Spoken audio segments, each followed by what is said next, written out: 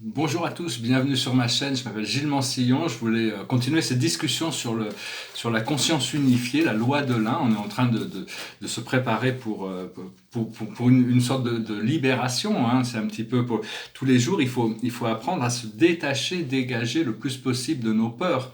Pendant très longtemps, là, ces derniers mois, j'avais vraiment l'impression de vivre avec une épée de Damoclès sur la tête, hein. L'esprit, bon, me relaxe un peu l'esprit quand je me tourne vers mon moi supérieur, mais comme disait Socrate, toutes ces choses inférieures, sont en réalité, on doit gérer, c'est un démon qui est là pour nous servir avec notre moi inférieur, et il y a notre moi supérieur qui est le divin, qui petit à petit commence à nous décharger de beaucoup de ces anciens cycles. Et l'archange Michael a expliqué que tous ces drames de la vie terrestre ne vont plus être permis bientôt, il n'y aura plus la permission de pouvoir continuer à les vivre. Ce qu'il faut, c'est faire un saut quantique, hein, passer de l'autre côté du pont, en sachant que l'esprit va pouvoir nous rattraper.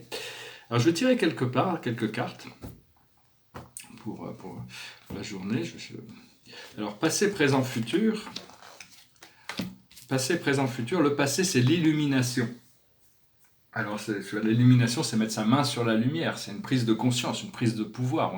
On s'est réveillé à certaines choses. La vie était plus facile avant qu'on se réveille, je vous assure, pour dire que, en fin de compte, tant qu'on ne sait pas les choses, on est ignorant. Bon, mais le fait qu'on n'a pas le choix que de se réveiller, on est obligé de faire face à ces choses intérieures, et on est arrivé à la percée. Ici, c'est le breakthrough, la percée, hein, c'est le volcan qui est en éruption. Quand on fait un rêve d'un volcan, un jour j'ai fait un rêve d'un volcan en éruption, alors j'étais à la FNAC, j'étais voir un petit peu dans un catalogue des rêves, un dictionnaire des rêves, il disait que c'est quelqu'un qui va rentrer dans notre vie, qui va changer, qui va bouleverser notre vie. Et l'aboutissant, c'est le futur, c'est la synthèse. C'est-à-dire, par rapport à tout ce que l'on a désiré, tout ce que l'on a projeté, tout ce que l'on a créé, de toute manière, on a participé à cet éveil des consciences. Et donc, il y a une synthèse qui est en train de s'opérer. Cette synthèse, elle va nous permettre de lâcher prise sur toute l'amertume. Et on va pouvoir accepter le fait qu'on a grandi. La chose sur laquelle on travaille actuellement, c'est le préserveur.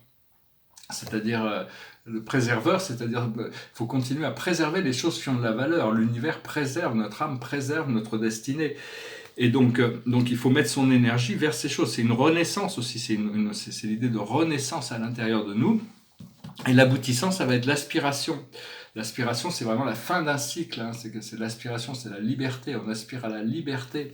Et donc c'est cette libération qui va pouvoir arriver, hein. De toute manière, on le sent déjà, on a envie de complètement le manifester, pouvoir lâcher prise sur tous ces anciens cycles. Et donc c'est ce qui est en train de se passer.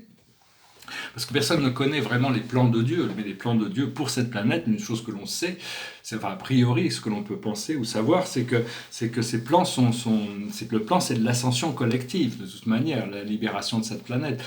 Ce qu'il y a, c'est que le temps divin et le temps humain ne sont pas les mêmes.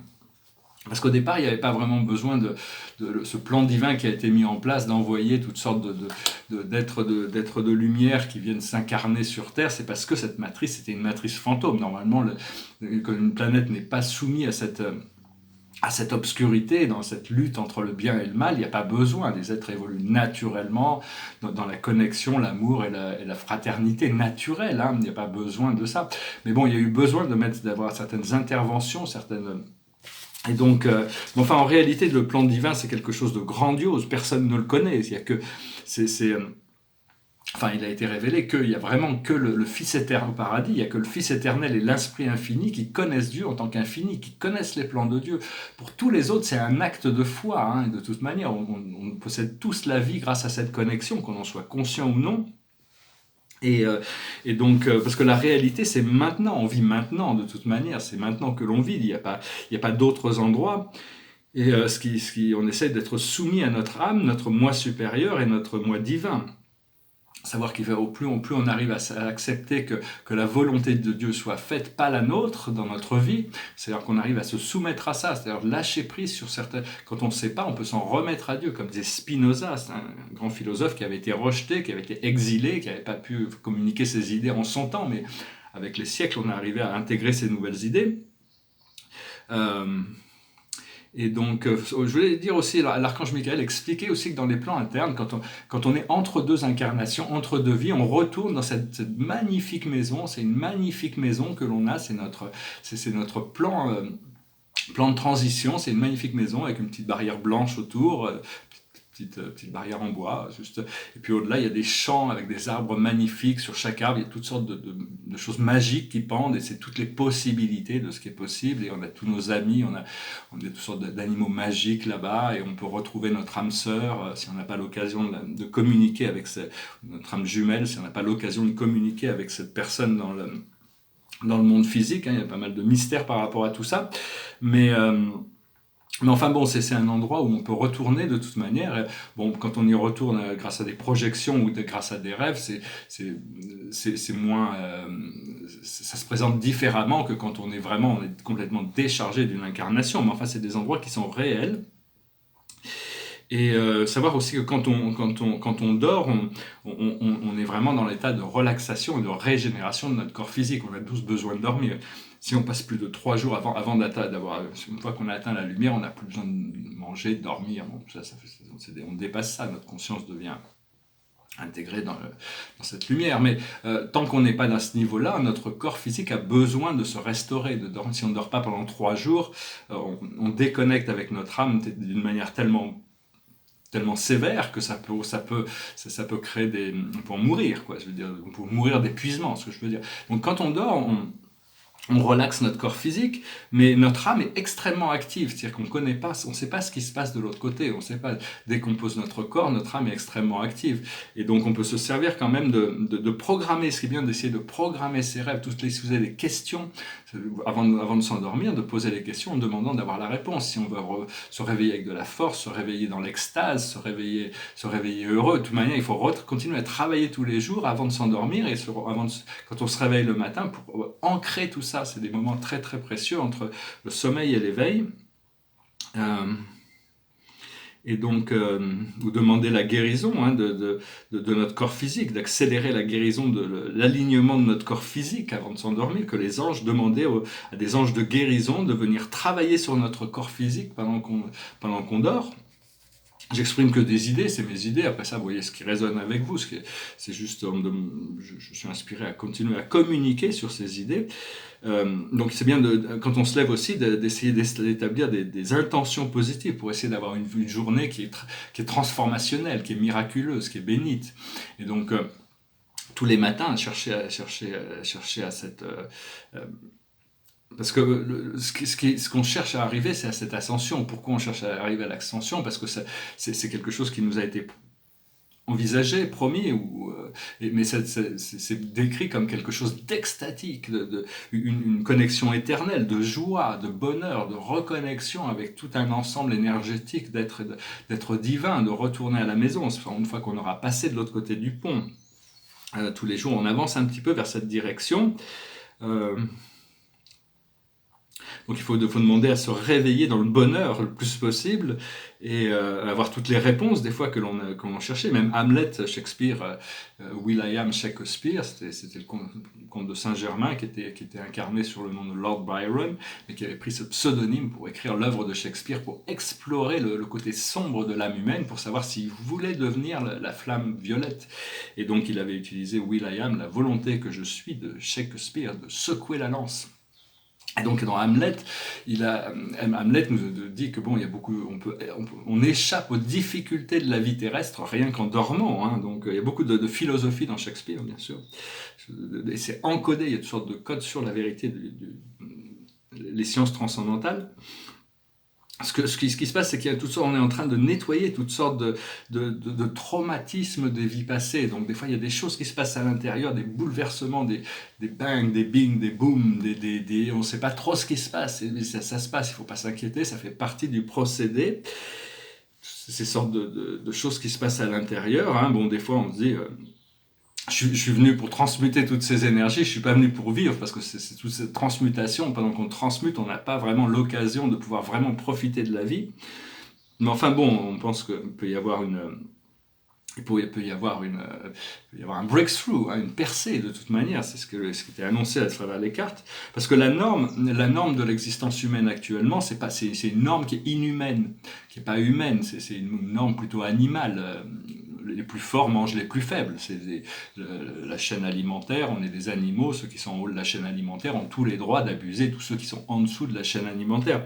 Mais nous, on est venu là pour sortir de ces normes, pour créer quelque chose de nouveau. Et on a vraiment contribué, on contribue tous ceux qui ont fait du travail sur la lumière. Quand on s'intéresse à sa propre vérité intérieure, on accepte de se tourner vers l'intérieur, on continue à contribuer pour créer cette nouvelle société. Et même si ça avance pas aussi vite que l'on espère, parce que si on est en train de le créer au point de vue énergétique, mais ça prend du temps pour se manifester. Donc même si on voit pas le résultat du travail que l'on a fait, il est très important parce que ça va servir les générations futures.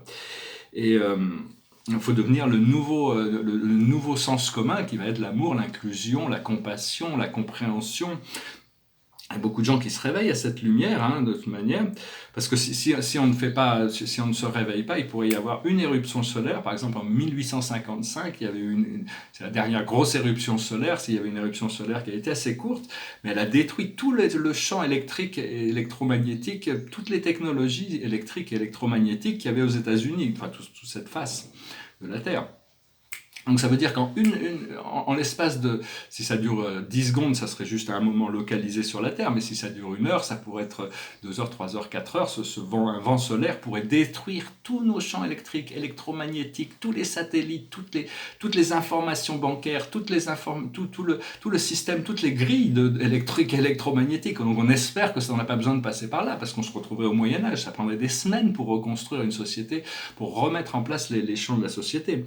Donc bon, on espère que ça ne fait pas partie du plan. Mais enfin bon, de toute manière, tous ceux qui travaillent pour la lumière seront sécurisés. On recevra des messages si jamais il devait y avoir quelque chose comme ça. Enfin, je veux pas être alarmiste non plus, parce que c'est vraiment pas mon but ici, puisque de toute manière, pour le moment, on est là. Il faut arriver à profiter des bénédictions que l'on a, de pouvoir quand même vivre dans une société qui progresse tous les jours, même si des fois on a l'impression, à travers, quand on écoute les médias, qu'on régresse un petit peu. On pourra de toute manière, tôt ou tard, récolter les fruits de notre travail, hein, tôt ou tard. Et si on doit partir, on sera élevé sur une autre planète, dans une autre dimension, et on pourra assister depuis ce plan privilégié de voir tout ce qui se passe dans l'ascension de la planète. Et une fois que la planète sera devenue un paradis pour tous, d'ici 200 ans à peu près, bon, on est déjà en train de l'ancrer, on peut déjà créer un paradis pour nous-mêmes dès maintenant, dès aujourd'hui, dans ce présent le plus possible, demander à ce que ça se passe. Mais pour tout le monde, hein, la planète il y aura à peu près 200 ans de transmutation, et à ce moment-là, on reviendra pour vivre une vie paradisiaque, parce que bon, on aura participé, on aura ancré tout ça. Et donc voilà, hein, c'est ce que je voulais en gros... Parce que bon, on est vraiment venu pour travailler, de toute manière, travailler sur nous-mêmes, personnellement, bon, je sais que les 30 premières années, j'avais une vie extraordinaire, complètement insouciante, mais à partir du moment où j'ai vraiment pris conscience de la spiritualité, mais il y a Saturne qui est revenu dans ma charte et qui a ramené, qui a bousculé tout ça pour me forcer à faire face à toutes sortes de responsabilités. Donc bon, j'espère que avant mon deuxième retour de Saturne, tout ça sera aménagé, organisé, et qu'on pourrait recommencer à vraiment pouvoir profiter de la vie. C'est ce que l'esprit me communique de toute manière, que la libération est vraiment là, hein. Donc c'est juste une question de peu de patience. La plus haute sagesse pour nous aujourd'hui, c'est les anges, c'est se tourner vers les anges, demander aux anges d'être plus présents dans notre vie, de nous assister, leur demander. Ils sont toujours là, mais il faut leur demander. Ce que l'on doit comprendre, c'est les navires. Il faut prendre la vie comme une exploration, aller explorer, continuer à explorer. C'est l'idée de traverser l'océan, hein, les grandes eaux. Ce que l'on doit faire, c'est biblique. Il faut remplir notre mission, d'être au service de Dieu. Ça va s'aligner avec la vie bonne. Enfin, ces cartes peuvent être comment vous les ressentez, parce qu'a priori, c'est par rapport à des mémoires akashiques. Et l'aboutissant, c'est le pardon. On va être pardonné pour nos erreurs, on va être pardonné pour nos peurs, on doit être pardonné pour toutes ces interférences qu'on a pu mettre dans ma vie. Et moi je me dis, enfin bon, on peut pas revenir en arrière, mais si je savais à l'époque ce que je sais maintenant, et même avec ce que je sais maintenant, je m'aperçois que j'ai perdu beaucoup de temps à cause de certains doutes, à cause de certaines peurs inconscientes. C'est une peur inconsciente, on est obligé d'attendre qu'elle devienne consciente pour pouvoir la transmuter. Donc voilà, j'espère que ce message aura été intéressant pour vous. Derrière, c'est un tableau qui adresse c'est un portrait de la Terre, ça dit Urantia 606 de Satania, hein, il est sur les rails, et il y a ce sigle solaire qui est rose, et ici c'est un modèle cosmologique, c'est un tableau très important de 2002, qui est un modèle cosmologique avec le paradis, les 21 satellites du paradis, l'univers central, et 1 milliard de planètes parfaites de l'univers central, qui est un univers original qui existait avant l'univers, et ça c'est un noyau éternel qui a toujours existé. Mais un jour les mécaniques de la création se sont activées au-delà de l'univers central, et les super galaxies ont commencé à se créer. En réalité, les galaxies évoluent sur des plans concentriques, hein. C'est des cercles concentriques qui deviennent de plus en plus épais, de plus en plus vastes, plus on s'éloigne du centre. On s'apercevra que l'univers a un centre un jour, même s'il restera éternellement invisible depuis l'espace. Pour nous, les centres, c'est nous sommes le centre. Après ça, il y a le centre de la Terre, le centre du Soleil, le grand Soleil central, Alcyon, le centre du Sagittaire, le centre de la Voie lactée et le grand attracteur. Et tout ça est reflété depuis l'univers central. L'univers jumeau, qui est cette présence invisible. Et au-dessus, il y a les 7 grandes familles spirituelles. Hein, donc c'est un modèle cosmologique, c'est un tableau assez important, que je considère comme important et assez réussi. Je trouve qu'il est assez réussi. Je vais continuer à faire des modèles comme ça, peut-être en faire des plus grands dès que j'ai l'occasion de m'installer. Alors je vais finir avec une chanson, c'est une chanson que je n'ai jamais chantée, donc soyez indulgents, hein, je vais profiter un petit peu que c'était une chanson d'un groupe que j'avais été voir ici en concert, qui s'appelle Sensemilla, it goes like this. On vous souhaite tout le bonheur du monde et que quelqu'un vous tende la main, que votre chemin évite les bombes, qu'il mène vers de calmes jardins. On vous souhaite tout le bonheur du monde, pour aujourd'hui comme pour demain, que votre soleil éclaircisse l'ombre, qu'il brille d'amour au quotidien. Puisque l'avenir vous appartient, puisque l'on ne rencontre pas son destin, que votre envol est pour demain, comme tout ce qu'on a à vous offrir ne sera pas toujours vous suffire dans cette liberté à venir, puisqu'on ne sera pas toujours là, comme on le fut au premier pas. On vous souhaite tout le bonheur du monde et que quelqu'un vous tende la main, que votre chemin évite les bombes, qu'il mène vers de calmes jardins. On vous souhaite tout le bonheur du monde, pour aujourd'hui comme pour demain, que votre soleil éclaircisse l'ombre, qu'il brille d'amour au quotidien. Toute une vie s'offre devant vous, tant que vos rêves à vivre jusqu'au bout, sûrement pleine de joie du haut rendez-vous, libre de faire vos propres choix, de choisir quelle sera votre voie et où celle-là vous mènera. J'espère juste que vous prendrez le temps de profiter de chaque instant. On vous souhaite tout le bonheur du monde et que quelqu'un vous tende la main, que votre chemin évite les bombes, qu'il mène vers de calmes jardins. On vous souhaite tout le bonheur du monde, pour aujourd'hui comme pour demain, que votre soleil éclaircisse l'ombre, qu'il brille d'amour au quotidien. Je sais pas quel monde on vous laissera, on fait notre mieux seulement parfois, j'ose espérer que ça suffira. Pas à sauver votre insouciance, mais à apaiser votre confiance. Aurais-je le droit de vous faire confiance? On vous souhaite tout le bonheur du monde et que quelqu'un vous tende la main, que votre chemin évite les bombes, qu'il mène vers de calmes jardins. On vous souhaite tout le bonheur du monde, pour aujourd'hui comme pour demain, que votre soleil éclaircisse l'ombre, qu'il brille d'amour au quotidien. On vous souhaite tout le bonheur du monde, on vous souhaite tout le bonheur du monde, que votre soleil éclaircisse l'ombre, qu'il brille d'amour au quotidien. Tout le bonheur du monde, tout le bonheur du monde. Voilà, je vous remercie, j'ai fait 2-3 petits lapsus en chantant la chanson, je suis désolé, je la connais pas. Hein. Mais enfin bon, elle me passait par la tête, je me suis dit je vais la chanter quand même, je vais tirer une dernière carte. Je vous remercie d'aimer, de partager, de souscrire, de commenter. De toute manière, je sens qu'il pourrait y avoir du jour au lendemain des transformations monumentales. J'espère pour dans ma vie, là, il y a toutes sortes de choses qui peuvent se passer.